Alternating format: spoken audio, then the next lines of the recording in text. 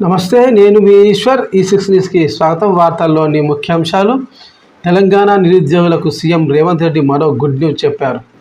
త్వరలోనే మరో DSC notification చేయబోతున్నట్లు ఉప ముఖ్యమంత్రి బట్టి విక్రమార్క తెలిపారు.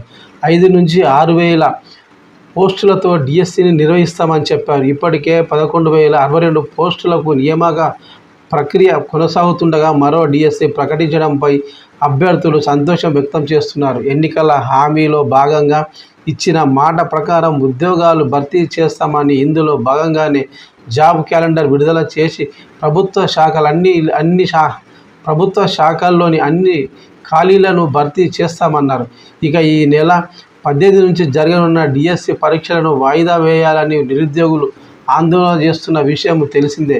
ఈ క్రమంలోనే బట్టి వ్యాఖ్యలు ప్రాధాన్యత సంతరించుకున్నాయని చెప్పవచ్చు.